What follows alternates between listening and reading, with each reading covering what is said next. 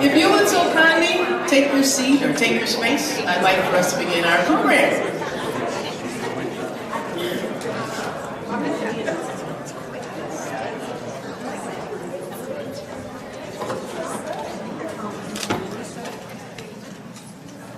So first and foremost, I want to say thank you so much for being here to celebrate our dean. You know, it's been said that this is a beautiful space. Let me preface that. This place is absolutely beautiful. But it's been said that the true decoration of a space is the spirit of its inhabitants. So I just want to thank you for your presence, for bringing such a warm spirit on a cold day, and thank you so much for being here for this festive event.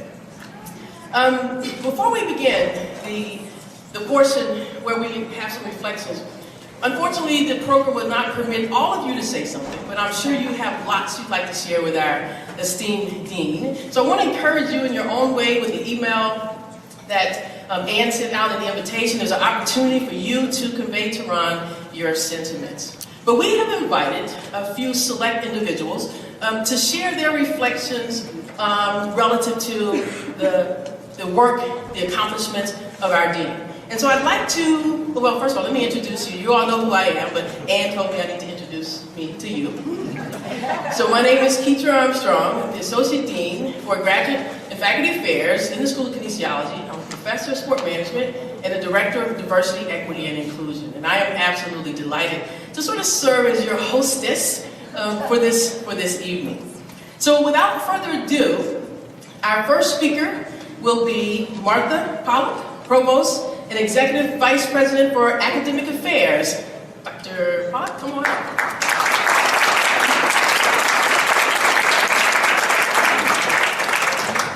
Thanks, I'm really happy to be here. This is a spectacular, who knew you could even do receptions here? It's great. And it's really great to be here to thank and to celebrate Ron Zernicke. Back when Ron was named dean, he said, quote, "People have described kinesiology as an undervalued stock. There's a tremendous resource here, and I don't think the full message is getting out. And I don't think there's any question but that Ron took at his mission, getting the message out."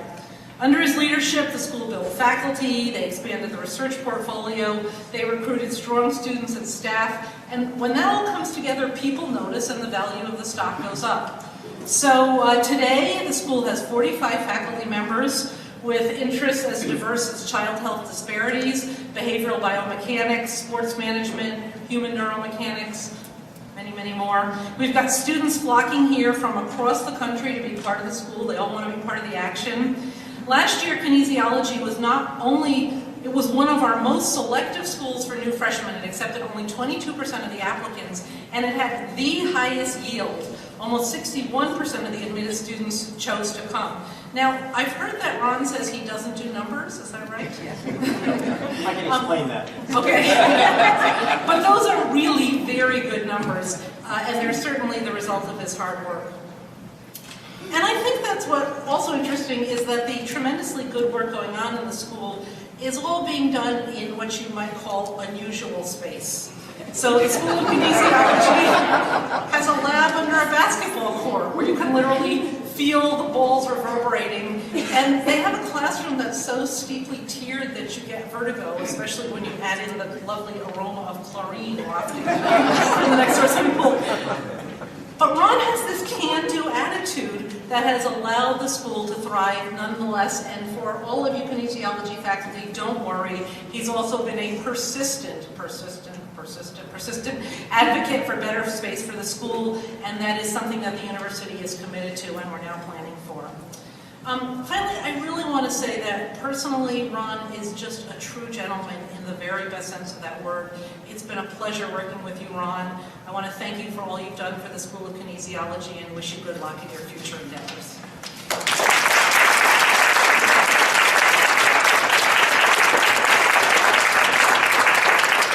Thank you so much, Martha. Our next speaker is Greg Carty, who's the Associate Dean for Research in the School of Kinesiology and a Professor of Movement Science.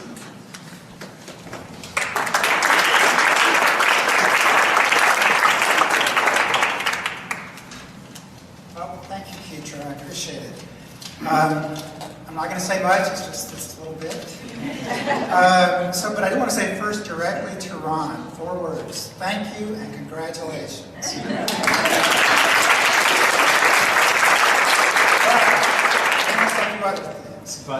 think that's all good. It's been a real pleasure to work with you for the last 7 years. I've really enjoyed it. You've been a terrific colleague and leader of our group, and it's been a real pleasure for me as a faculty member and as associate dean. I think everyone knows that we've been really successful professionally. Our growth in students in terms of numbers and quality, our faculty success, the quality of the new faculty and staff we're hiring is really outstanding. And so there have been tremendous progress. And as Martha said, and we're going to remember, there is new space on the way. And we're going to make sure you remember. We appreciate Ron's leadership in terms of making that a real possibility. He's done a lot of things here, but I want to sort of reflect on him as a person. Some of you probably know that Ron grew up in Wisconsin. I actually spent 14 years in Wisconsin. I'm not a Wisconsin native, but I think I got to know a little bit about the state. And I think Ron has really epitomizes much of the traits of Wisconsinites, or as they would say, Badgers. He is unpretentious, he's generous, he's genuine, dependable, open-minded, enthusiastic, friendly, optimistic, and humble, except when it comes to the Green Bay Packers.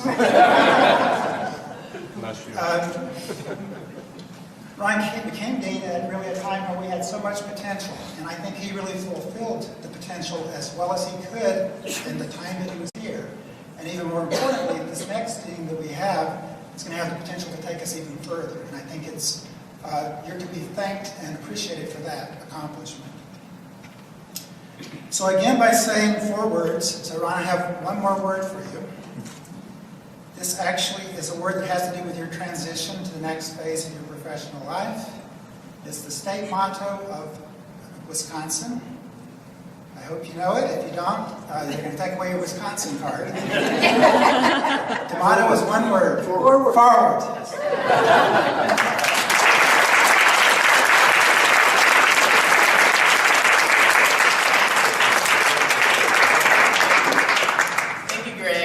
And our next speaker, I always have to pause when I introduce her because she always takes care of all the money, so I call her P Money. But I can't say that because I'm in a professional setting. So our next speaker is Peggy Shagrin. So budget and administration.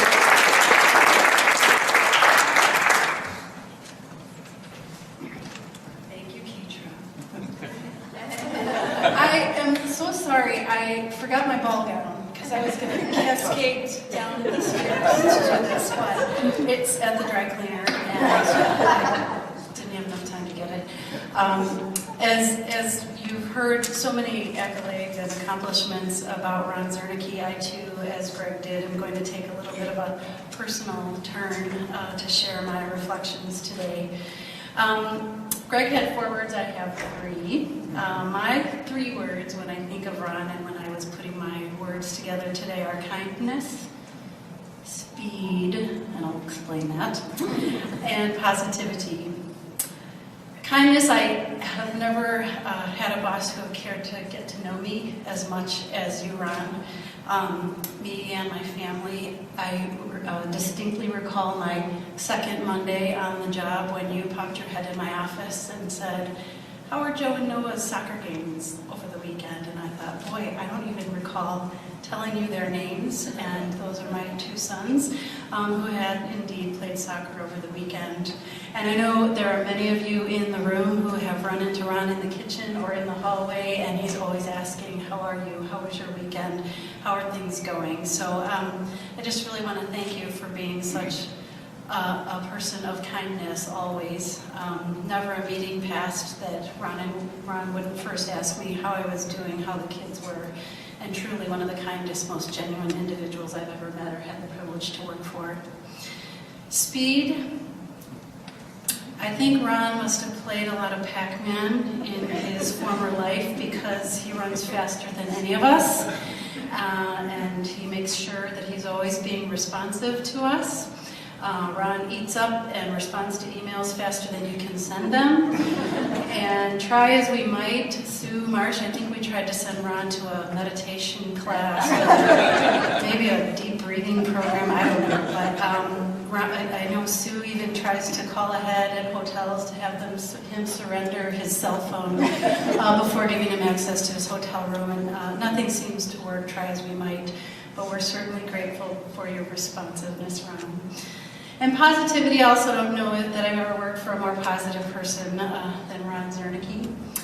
Ron always has a smile for everyone and most definitely a good story to tell. In fact, I remember a distinct story that Ron told me about when he was a young boy. Actually, Ron, you've told me this 3 or 4 times. That was not speaking. It's always news. Yeah, it was news to you. When he was a young boy and his mother caught him calling his piano teacher to let her know that he would not make it to his piano lesson that day because he had a broken shoelace. Right?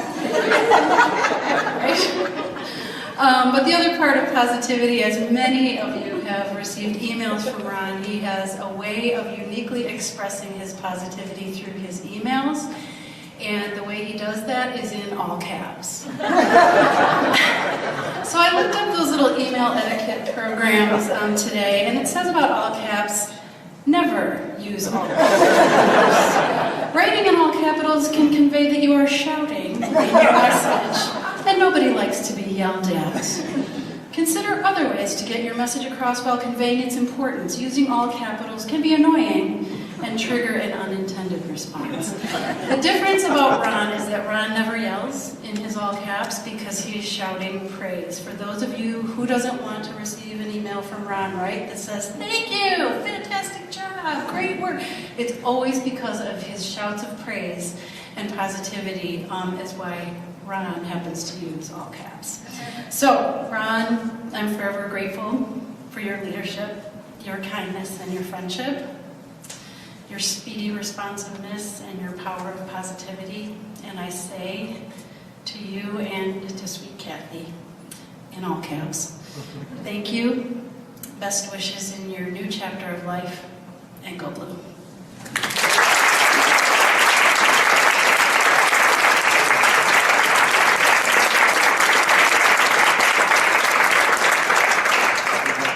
Thank you, Peggy. So Peggy alluded to the next speaker. So Ron could not do his job as dean if he didn't have a very supportive spouse. And so at this time, I would like to bring up the other half of the dynamic Zernicke duo, Ron's wife, Kathy.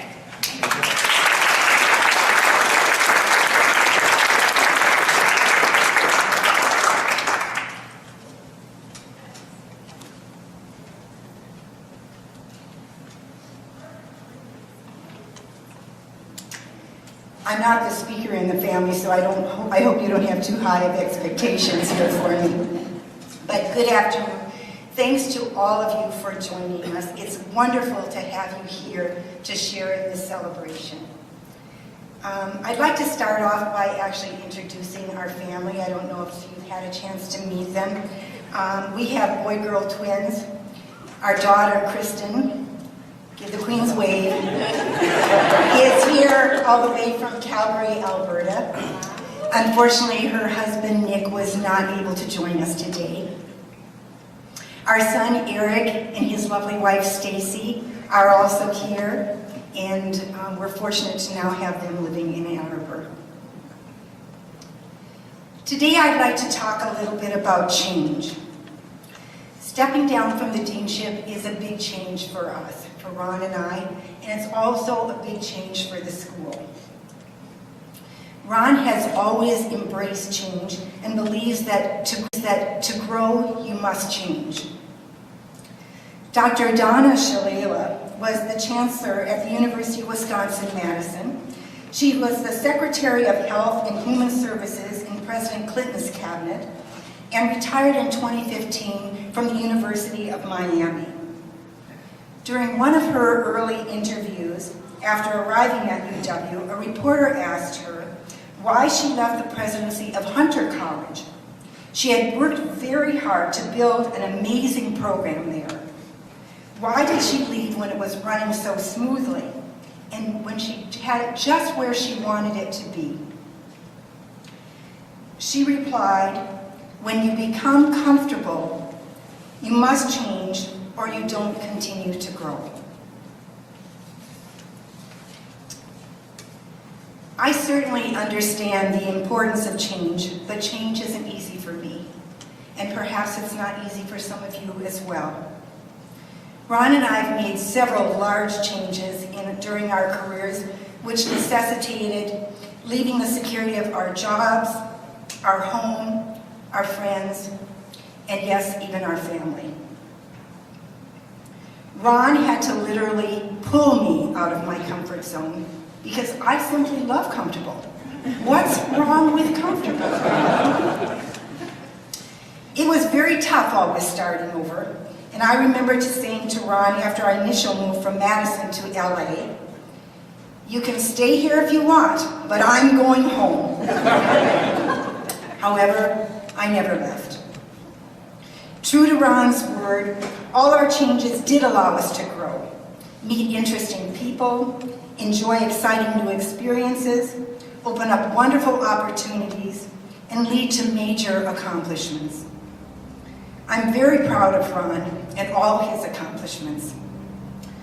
But what I really cherish most is his love. Because that's always been the constant for me in this changing world that makes my life complete. Thank you, Ron. Ron will be the first to tell you I always like to have the last word in all our discussions. But when we talked about his stepping down as dean, the retirement option just seemed to get glossed over. We barely started the discussion when he came home from work all excited. There had been some conference calls about collaborating on some exciting new research. He was considering taking on a new doctoral student, and he had just finished a very stimulating conversation with Dr. Jack Hu about the opportunity of getting involved in the new Exercise and Sports Science Initiative.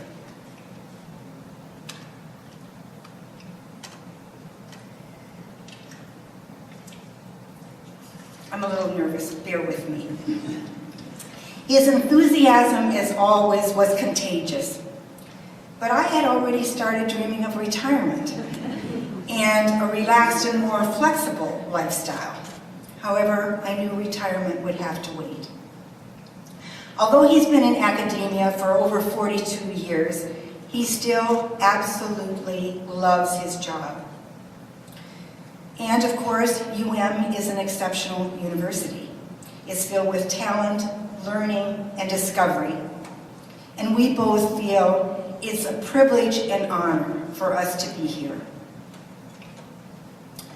When I was trying to think of what I could do something to surprise Ron today, I came up with the bright idea of writing a song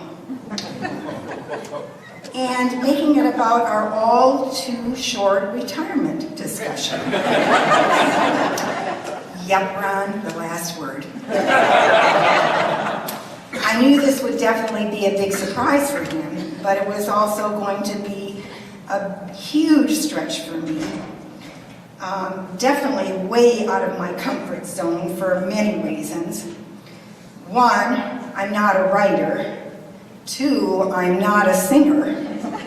And three, I'm an asthmatic. And some days, even breathing is difficult for me, let alone thinking I'm going to sing. And lastly, I'm an introvert. Standing up here is a big challenge for me. But I'm tenacious. So I went ahead, I selected a favorite song, I tweaked the melody, I wrote my own lyrics, Ron, watch out, and stuffed it into a drawer, hoping I'd come up with a more reasonable plan. Well, you know how it goes. Time flies. Today's here. I don't have a better plan. So, Ron, here's my song for you. stop frowning.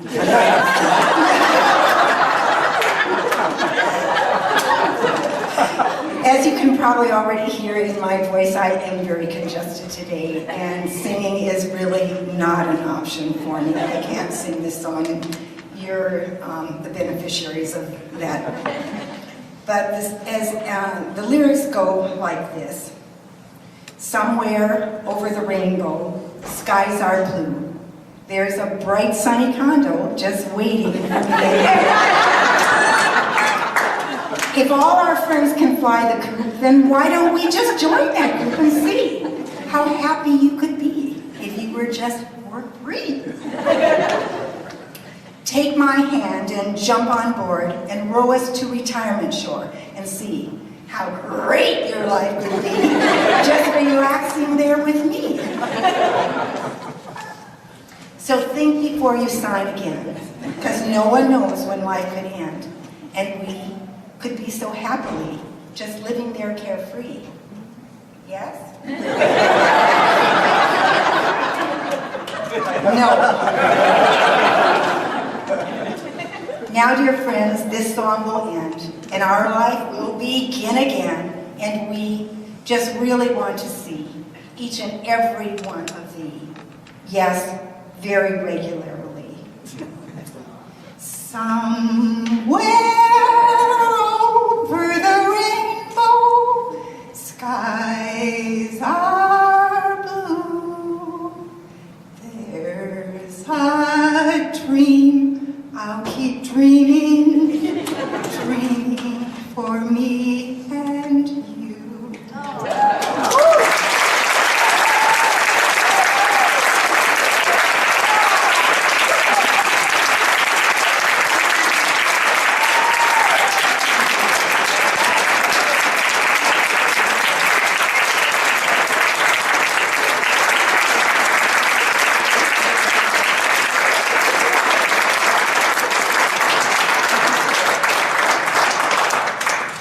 Absolutely wonderful. Absolutely wonderful. See, if we had known that, booked you as our entertainment. Well, without further ado, I am delighted to bring to the stage the individual that we're celebrating, we're saluting, our Dean, Ron Zernicke.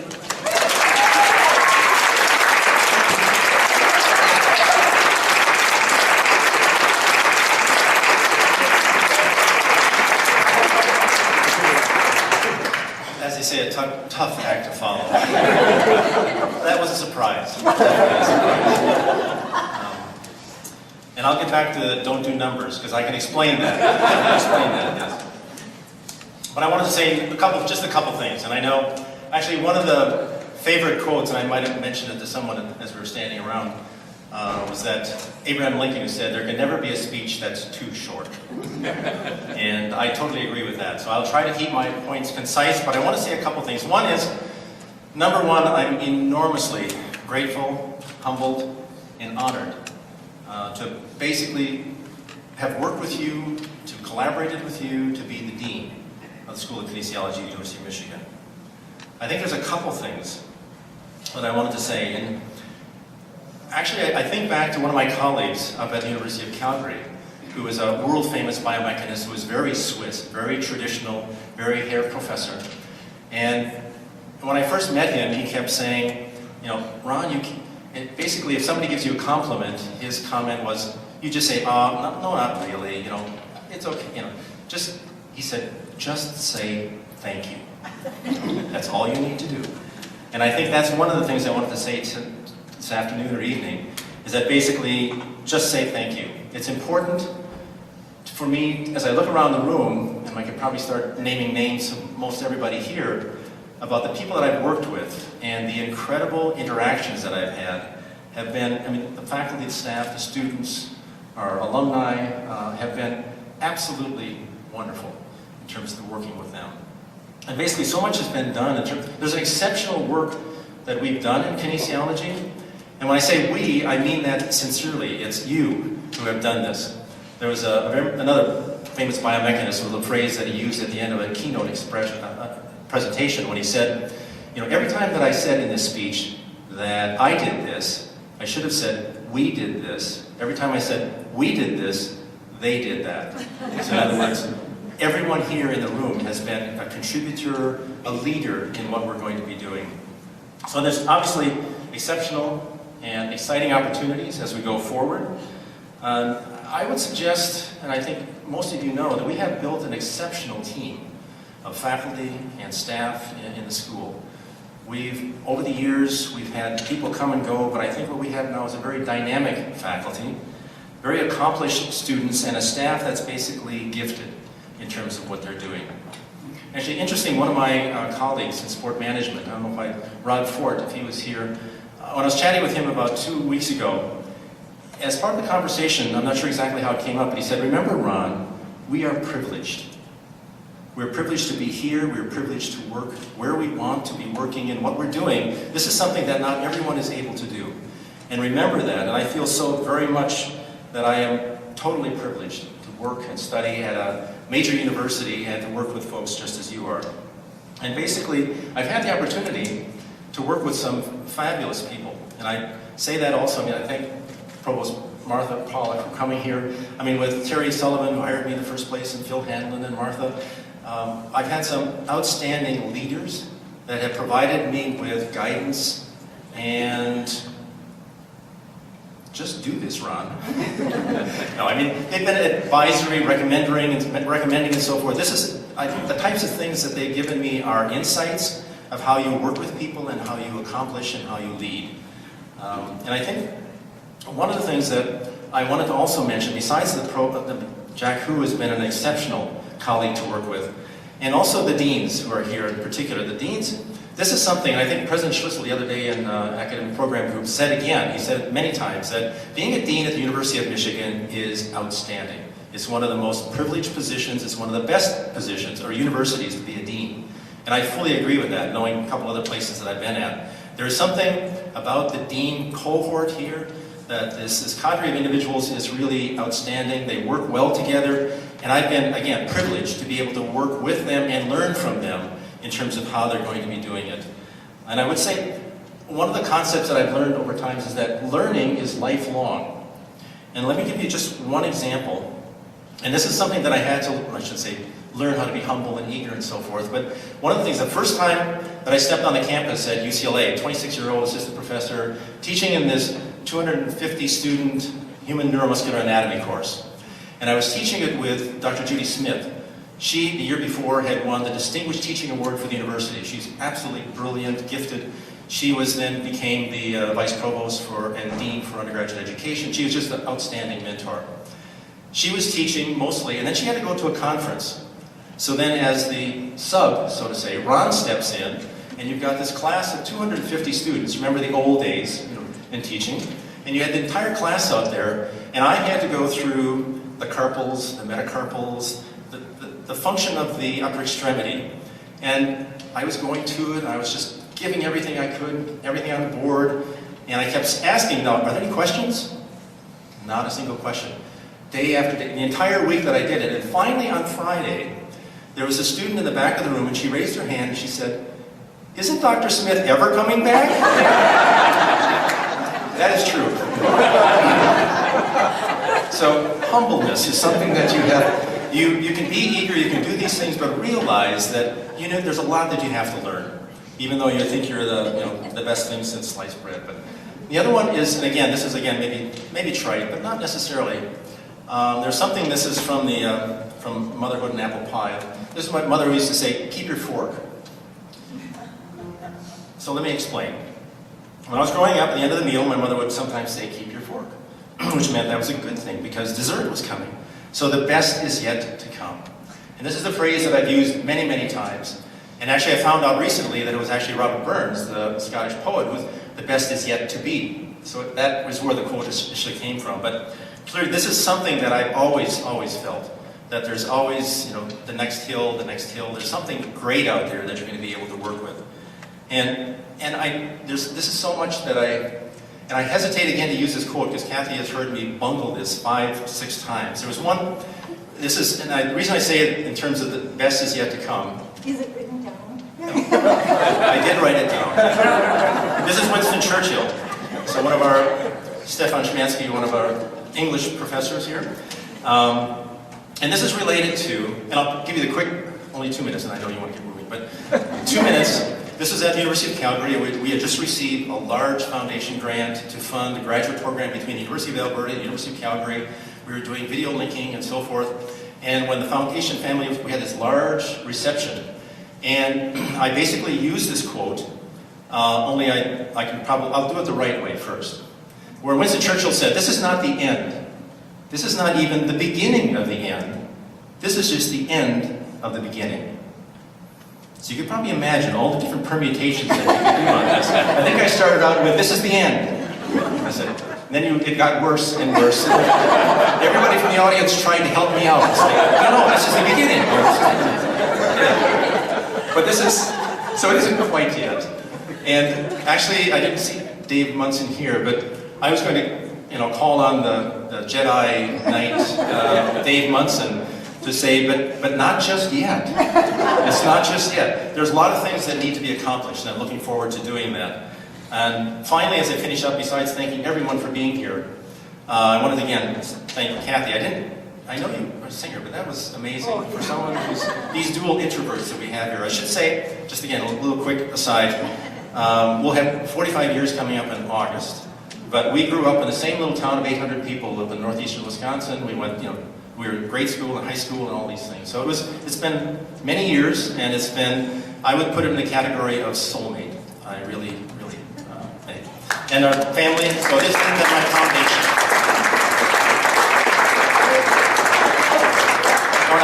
All right, I have to clarify, I don't do numbers. I will come back to that.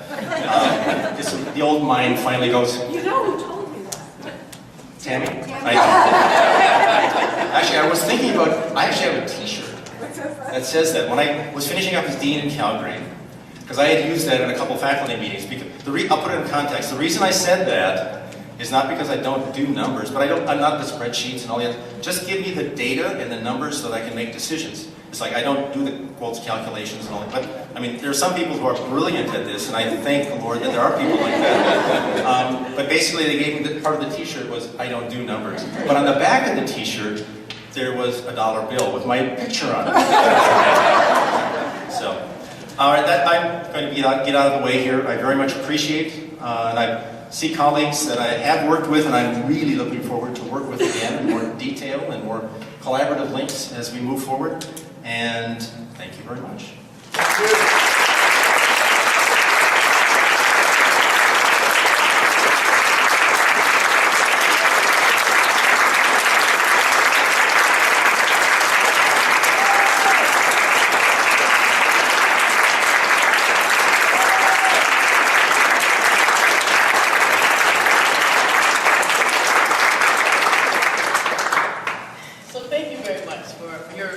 Ron, and as we've just learned, we're not really saying goodbye to Ron. We're helping him to say hello to a new adventure. And we know that, typically, most of us know when there's time to start something new. We know when it's that time, and you alluded to that. And you're so peaceful, you're so calm, and although Kathy has a different idea of what she begins. But whatever it is that you decide, I think we can embrace that something new when we trust the magic of a new beginning. And that's how I perceive your evolution to what's next in your life journey. And so we wish you, if it's under the rainbow, on the condo, not doing numbers, moving forward, in all caps, we wish you lots of miracles and magic in the next phase of your journey. We so sincerely appreciate, I can't even get it out. We sincerely appreciate all of what you've done. So, as much as these very small tokens of our appreciation can convey, we salute you, we celebrate you, and we are most thankful for you having served as our dean.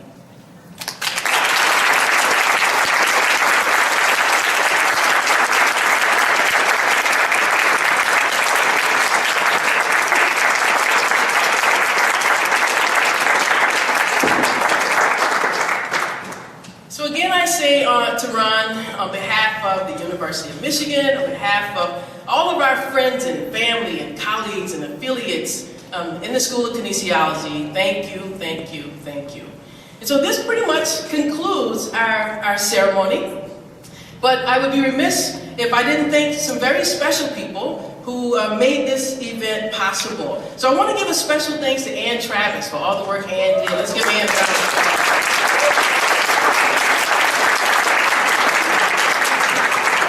Not only did Kathy Zernicke provide us with some enlightening entertainment, but she was also very critically involved in the logistics of this event. So thank you very much. Sue Marsh also, let's give a huge round of applause to Sue Marsh for all of her work.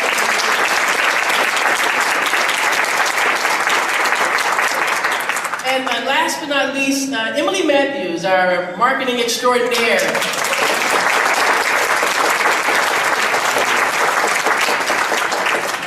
Well, again, I just want to say thank you all again on behalf of Ron for your presence here. Honestly, on a very cold day, you have made this a very warm place to be. And you, as I mentioned at the outset, it is your spirit and your energy and your vibrancy to be here to celebrate Ron that has made this such a special event and such a special occasion. So I say to all of you, thank you, thank you, thank you. Enjoy the rest of your evening.